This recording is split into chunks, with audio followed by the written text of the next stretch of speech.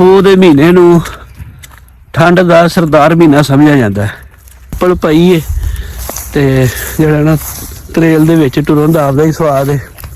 ਉਹ ਲੈ ਗਿਆ ਪੱਠੇ ਹੌਲੀ ਲੈ ਗਿਆ। ਹਾਂ ਵੇਖ ਲਓ ਵੀ ਸਵੇਰੇ ਸਵੇਰੇ ਪੱਠੇ ਵਾੜ ਕੇ ਬੁੱਕਲ ਮਾਰ ਕੇ ਤੇ ਬੈਠਾ ਹੈ ਪੈਰ ਤੇ ਬੰਦਾ। ਮੇਰੇ ਖਿਆਲ ਚ ਅੱਜ ਕੋਈ 2-3 ਟੈਂਪਰੇਚਰ ਹੋਏਗਾ, 2-3-4 ਹੋਏਗਾ, ਇਸ ਤੋਂ ਉੱਤੇ ਨਹੀਂ, ਕਿਉਂਕਿ ਇਹ ਮੋਬਾਈਲ ਤੇ ਤਾਂ 5-6 ਦੱਸਦੇ ਪੈਣੇ। ਪੋਹ ਦੀ ਹੋ ਗਈ ਏ 28, ਪੋਹ ਦਾ ਮਹੀਨਾ ਚੱਲਦਾ ਪਿਆ ਹੈ ਤੇ ਹੁਣ ਬਿਲਕੁਲ ਵੇਲਾ ਕੋਈ ਬੰਦਾ ਇਧਰ ਪੱਠੇ ਲੈ ਨਹੀਂ ਜਾ ਰਿਹਾ। ਇਹ ਪਿੱਛੇ ਵੇਖੋ, ਪਿੱਛੇ ਵੀ ਰਾਹ ਖਾਲੀ ਹੈ ਕਿਉਂਕਿ ਠੰਡ ਬੜੀ ਪਵੇ। ਮਾੜੀ ਅੱਲਾ ਦੀ ਰਹਿਮਤ ਦੀ ਬਾਰਿਸ਼ ਪਾਏ, ਧੁੱਪ ਨਿਕਲੇ ਤੇ ਜਿਹੜਾ ਇਹਨਾਂ ਦੀ ਫਸਲਾਂ ਤੇ ਜਿਹੜੀਆਂ ਮੌਸਮੀ ਭਾਰੀਆਂ ਨੇ ਇਹ ਖਤਮ ਹੋਣ। ਕਣਕ ਦੇ ਵਿੱਚ ਹੀ ਲੋਕਾਂ ਡੰਡੀ ਬਣਾਈ ਹੈ, ਵਾਟੇ ਤੇ ਵੱਟ ਤੋਂ ਥੱਲੇ ਉਤਰ ਕੇ ਜਿਹੜਾ ਨਾ ਕਣਕ ਦੇ ਵਿੱਚ ਡੰਡੀ ਬਣਾਈ, ਕਣਕ ਖਰਾਬ ਕਰਦੇ ਪਏ। अस्सलाम वालेकुम वीरो, मैं ज़हीर जट सोहने पंजाब दे दिल लाहौर तो ते मड़ासा मारिया है। तुहानूं पता है सर्दी ते फुल सर्दी दे जिहड़े ना दिन चलदे पे ने। अज पोह दी हो गई है 28, पोह दा महीना चलदा पिया है।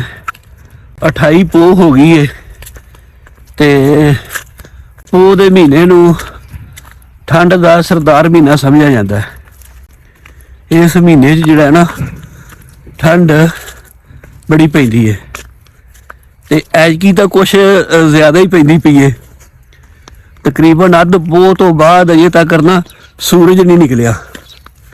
हुण तकरीबन 8 का टाइम हो चलिया है ते ए वेखो कोई धुंध भी घट, बदल बने ने ते जिहड़ा ना जिसदी वजह तो ठंड हुई पई है।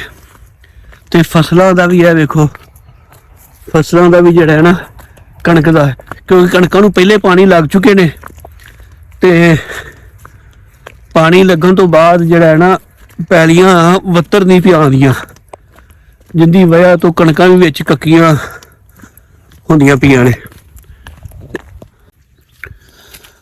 पोह दे विच अगे भी ठंड पैंदी है क्योंकि पोह ठंड का सरदार महीना है। ठंड तो अगे भी बड़ी पैंदी है पर अगे जड़ा है ना धुप निकल आती है।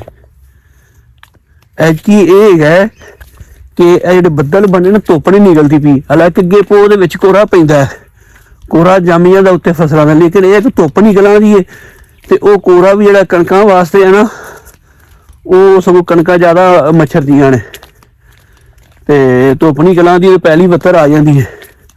हुण होया इस तरह कि धुप ही नहीं निकलती पई। पानी लाए ने क्योंकि पानी तो पहले लगना ही सन, पानी पहले लग चुके ने तो अगों पैलियां ना बत्तर नहीं पिया आंदियां ते जिहड़ा है ना। अच्छा फसलों के नाल नाल ना कि बारिश ना होने की वजह तो, क्योंकि बारिश होई नूं मेरे ख्याल च कोई 3 महीने तो उपर हो चुके ने। सर्दियों तो पहलों की जिहड़ी है ना वो बारिश पई है ते फसलों के नाल नाल मौसमी बीमारियां जिहड़ा नज़ला, ज़ुकाम, खांसी ए बंदियां दे विच भी जिहड़ा कोई बारिश पै, मौसम खुले, अल्लाह अपने रहमत दा मींह पाए ते असल विच साडे लोकां दी भी असीं रब तो पिछे हो जांदे आ ते फिर इस तरह जिहड़ा मौसमां दे शक्ल च ते सानू रब नूं याद करना चाहिए, आपदे गलतियां दी माफ़ी मंगनी चाहिए है ते रब अगे दुआ करनी चाहिए कि आपदी रहमत दा मींह पाए। जिस तरह का मौसम चलता पिया इस तरह वेख्या जमीनां दे काम करदे, इस तरह जोगा धुंदां चोखियां पैंदियां सन, इस तरह ठंड धुप्पां ना निकलन ते जिहड़े लालियां कां ए बड़ा जिहड़ा है ना वो भी, क्योंकि वो फिर आदा मेरे ख्याल च सही तरीके नाल नहीं निकल सकदे घोंसलियां च, तो वो बड़े मरदे ने, उन्हां दा बड़ा नुकसान हुंदा है। ते अल्लाह पाक अगे दुआ है कि आपदा जिहड़ा है ना रहमत दा मींह पाए, कोई मौसम नूं फर्क पै, मौसम बेहतर होवे। अगे इस टाइम राह ते ना रेहड़ियां दियां लैना लगी होंदियां सन, लोग पट्ठे लैन सुबह सुबह ना इस टाइम 7-8 बजे, बल्कि सूरज चढ़न तो पहले ही जा रहे होंदे सन ਤੇ ਹੁਣ ਬਿਲਕੁਲ ਵੇਲਾ ਕੋਈ ਬੰਦਾ ਇਧਰ ਪੱਠੇ ਲੈ ਨਹੀਂ ਜਾ ਰਿਹਾ। ਇਹ ਪਿੱਛੇ ਵੇਖੋ, ਪਿੱਛੇ ਵੀ ਰਾਹ ਖਾਲੀ ਹੈ ਕਿਉਂਕਿ ਠੰਡ ਬੜੀ ਹੈ, ਸੀਤ ਬੜੀ ਹੈ। ਤੇ ਹੁਣ ਲੋਕ ਤਕਰੀਬਨ ਨਿਕਲ ਕੇ ਕੋਈ 11-12 ਵਜੇ ਤੋਂ ਬਾਅਦ ਹੀ, ਤੇ ਸਾਰਾ ਦਿਨ ਇਸ ਤਰ੍ਹਾਂ ਹੀ ਰਹਿੰਦਾ।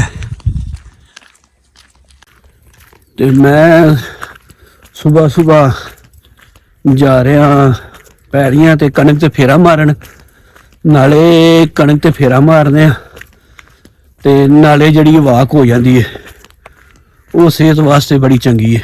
ਠੰਡ ਤਾਂ ਹੈਗੀ ਹੈ। ਅੱਛਾ, ਠੰਡ ਦਾ ਇੱਕ ਹੋਰ ਹੈ, ਅੰਦਰ ਕਮਰੇ 'ਚ ਬੈਠੀ ਗਏ ਨਾ ਤੇ ਠੰਡ ਬੜੀ, ਬਾਹਰ ਨਿਕਲੀ ਤੇ ਵਾਪ ਇਹਦੀ ਬੜੀ ਠੰਡ ਲੱਗਦੀ ਹੈ। ਲੇਕਿਨ ਜਦੋਂ ਇਸ ਤਰ੍ਹਾਂ ਨਿਕਲੀਏ ਬਾਹਰ ਵਾਕ ਕਰੀਏ, ਹਾਲਾਂਕਿ ਇੱਥੇ ਬਾਹਰ ਹੈ ਜ਼ਮੀਨਾਂ ਨੇ, ਖੁੱਲਾ ਏਰੀਆ, ਠੰਡ ਜ਼ਿਆਦਾ ਹੈ।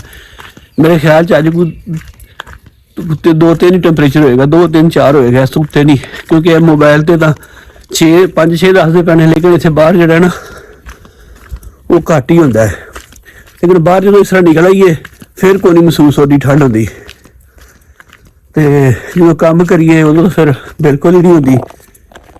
ਤੇ ਬਾਹਰ ਜਾ ਰਹੇ ਉੱਥੇ ਕਣਕ ਤੇ ਫੇਰਾ ਮਾਰਦੇ ਆ, ਕਿਉਂਕਿ ਕਣਕ ਨੂੰ ਲਾਇਆ ਸੀ ਪਾਣੀ ਤੇ ਇੱਕ ਸੰਦਲ ਜਿਹੜੀ ਉਹਦੇ 'ਚ ਪਾਣੀ ਲੱਗ ਗਿਆ ਜ਼ਿਆਦਾ, ਉੱਤੋਂ ਧੁੱਪਾਂ ਨਹੀਂ ਨਿਕਲੀਆਂ, ਉਹ ਕੱਕੀ ਜਿਹੀ ਹੋ ਗਈ ਹੈ।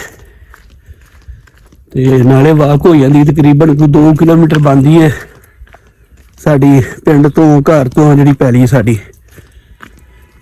ਉੱਥੇ ਜਾਂਦੇ। ਚੱਲ ਉੱਥੇ ਜਾ ਕੇ ਤੁਹਾਨੂੰ ਕਣਕ ਵਿਖਾਣੇ ਵੀ ਕਣਕ ਦੀ ਕੀ ਸੂਰਤ ਹਾਲ ਹੈ। ਇਹ ਦੇਖੋ, ਇਹ ਇੱਕ ਬੰਦਾ ਵਿਹਲਾ ਹੀ ਬੈਠਾ ਹੈ। ਪੱਠੇ ਚਕਾਏ ਹੋ ਹੀ ਟੋਲ ਗਿਆ, ਮੈਂ ਇੱਥੇ ਬਹਿ ਕੇ। ਅੱਛਾ, ਉਹ ਲੈ ਗਿਆ ਪੱਠੇ? ਹਾਂ, ਹੋਣੀ ਲੈ ਗਿਆ। ਹਾਂ, ਵੇਖ ਲਓ ਵੀ ਸਵੇਰੇ ਪੱਠੇ ਵਾੜ ਕੇ ਬੁੱਕਲ ਮਾਰ ਕੇ ਤੇ ਬੈਠਾ ਹੈ ਪੈਰ ਤੇ ਬੰਦਾ। ਗਾਣੂ ਚੱਲ ਕਿੱਥੋਂ ਤੱਕ ਜਾਣਾ? ਉਹ ਸਗਰ ਪਹਿਲੇ ਕਣਕ ਤੋਂ ਫੇਰਾ ਮਾਰ ਕੇ ਲੱਗੇ ਆਣੇ ਆ। ਉਹ ਗਲੀ ਕਣਕ, ਅਗਲੀ ਕਣਕ ਤੋਂ ਹੀ। ਹੋਰ ਕਣਕ ਵਿੱਚ ਇੱਕ ਸੰਦਲ ਤੇਰਾ ਪਾਣੀ ਲੱਗ ਗਿਆ ਜ਼ਿਆਦਾ ਕੱਕੀ ਹੋਈ, ਤੇ ਮੈਂ ਫੇਰਾ ਮਾਰ ਕੇ ਆਣੇ, ਨਾਲੇ ਵਾਕ ਹੋ ਜਾਏਗੀ। ਤੂੰ ਤਾਂ ਬੂਟ ਪੈਣ ਤੇ ਮੈਂ ਵੇਲਾ ਪੈਰੋ ਚੱਪਲੀ ਪਾਈ ਹੈ। ਇੱਥੇ ਕੰਮ ਕਰਨਾ ਪਲੰਬਰੀ ਦਾ। ਸਾਰਾ ਮੈਂ ਤੇ ਮਰਾਨ ਨੂੰ ਪੱਠੇ ਚਕਾਏ ਨੇ, ਹੁਣ ਇੱਥੇ ਬਹਿ ਕੇ ਮਗਾ ਦੇ ਗਿਆ ਕੋਈ ਤਾਂ ਬਹਿ ਰਹੀ।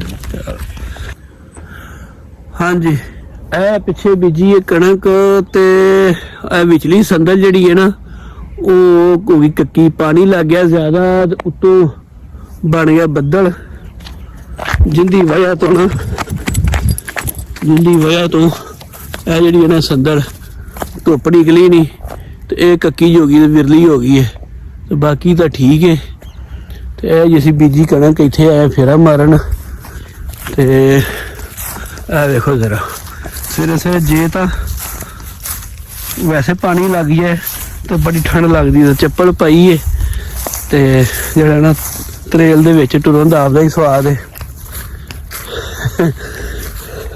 ਸਰਦੀ ਨੂੰ ਵੀ ਇੰਜੋਏ ਕਰਨਾ ਚਾਹੀਦਾ, ਜਿਸ ਤਰ੍ਹਾਂ ਗਰਮੀ ਹੈ ਇਸ ਤਰ੍ਹਾਂ ਸਰਦੀ ਨੂੰ ਇੰਜੋਏ, ਗਰਮੀ ਵੀ ਇੰਜੋਏ ਕਰੋ, ਸਰਦੀ ਵੀ ਇੰਜੋਏ ਕਰੋ, ਕਿਉਂਕਿ ਜਦੋਂ ਗਰਮੀ ਆ ਗਈ ਤੇ ਫਿਰ ਠੰਡੇ ਮੌਸਮ ਜਿਹੜੇ ਨਾ ਇਹ ਲੱਭਣੇ ਨੇ। ਇਸ ਕਰਕੇ ਵੀ ਰੱਬ ਦਾ ਮੌਸਮ ਹੈ, ਤੇ ਸਰਦੀ ਨੂੰ ਵੀ ਇੰਜੋਏ ਕਰੋ। ਇਹ ਇੱਥੋਂ ਤੱਕ ਰਾਈਦਾ, ਇਹ ਵਿੱਚੋਂ ਹੀ ਕੱਕੀ, ਪਾਣੀ ਲੱਗ ਗਿਆ ਜ਼ਿਆਦਾ, ਤੇ ਉੱਤੋਂ ਨਾ ਧੁੱਪਾਂ ਨਹੀਂ ਨਿਕਲੀਆਂ, ਤੇ ਜਿਹਦੀ ਵਜ੍ਹਾ ਤੋਂ ਜਿਹੜੀ ਕੱਕੀ ਹੋ ਗਈ ਹੁਣ ਧੁੱਪ ਨਹੀਂ ਘੇਰੇ। ਅੱਲਾ ਖੈਰ ਕਰੇ, ਉਹ ਬਾਰਿਸ਼ ਪਵੇ ਮਾੜੀ, ਅੱਲਾ ਦੀ ਰਹਿਮਤ ਦੀ ਬਾਰਿਸ਼ ਪਾਏ, ਧੁੱਪ ਨਿਕਲੇ, ਤੇ ਜਿਹੜਾ ਨਾ ਫਸਲਾਂ ਤੇ ਇਹ ਜਿਹੜੀਆਂ ਮੌਸਮੀ ਭਾਰੀਆਂ ਨੇ ਇਹ ਖਤਮ ਹੋਣ। ਤੇ ਅੱਜ ਦੀ ਵੀਡੀਓ ਇੰਨੀ। ਅਗਰ ਤੁਹਾਨੂੰ ਮੇਰੀ ਇਹ ਵੀਡੀਓ ਚੰਗੀ ਲੱਗੀ ਹੋਵੇ ਤੇ ਵੀਡੀਓ ਨੂੰ ਲਾਈਕ ਕਰਿਆ ਜੇ, ਮੇਰੇ ਚੈਨਲ ਨੂੰ ਸਬਸਕ੍ਰਾਈਬ ਕਰਿਆ ਜੇ। ਸ਼ੁਕਰੀਆ।